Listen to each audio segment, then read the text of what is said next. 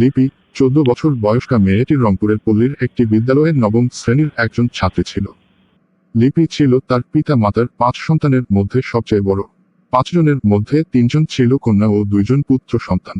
তাদের বাবা অন্য লোকের জমিতে কাজ করা দিনমজুর ও মা একজন গৃহিণী ও অন্য লোকের বাড়িতে খণ্ডকালীন কর্মজীবী মহিলা।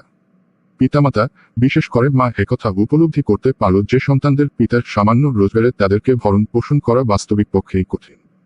সম্ভবত সে কারণেই লিপির বাবা তাকে বিয়ে দিতে চাইল। কিন্তু লিপির পিতামাতা যা তার উপর চাপিয়ে দিতে চাইল লিপি তা গ্রহণ করতে প্রস্তুত ছিল না। সে তার পড়ালেখা চালিয়ে যেতে চাইল।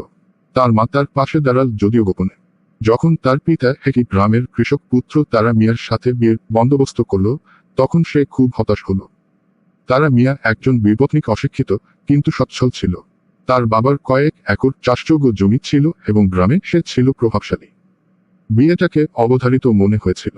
লিপি প্রথমে তার সহপাঠীদের সাথে এবং পরে তার প্রধান শিক্ষকের সাথে আলাপ করল। প্রধান শিক্ষক তার প্রতি খুব সহানুভূতিশীল ছিলেন। তিনি বিদ্যালয়ের ছাত্র শিক্ষকদের সভা ডাকলেন। তিনি সভায় উপস্থিত থাকার জন্য বিদ্যালয় পরিচালনা কমিটির সদস্যবৃন্দ এবং গ্রামের কিছু সম্মানিত লোকের দাওয়াত করলেন। প্রধান শিক্ষক লিপির বিবাহ পরবর্তী ভয়াবহ পরিণাম বিস্তারিতভাবে ব্যাখ্যা করলেন। সে অল্প বয়স 15 বা 16 বছর বয়স থেকেই সন্তান জন্ম দেয়া শুরু করবে। এটা তার শরীরে স্থায়ী স্বাস্থ্য সমস্যার সৃষ্টি করবে। তার শিক্ষা বন্ধ হয়ে যাবে এবং সর্বোপরি তার ইচ্ছার বিরুদ্ধে এই বিয়ে তার ভবিষ্যৎ জীবনের সকল স্বপ্ন রুদ্ধ হয়ে যাবে। এক পর্যায়ে তারা মিয়ার বাবা উঠে দাঁড়ালো এবং যুক্তি দিতে চাইল, আপনারা সবাই ভুল করছেন। লিপি যদি তারা মিয়াকে বিয়ে করে তবে সে খুব সুখী হবে।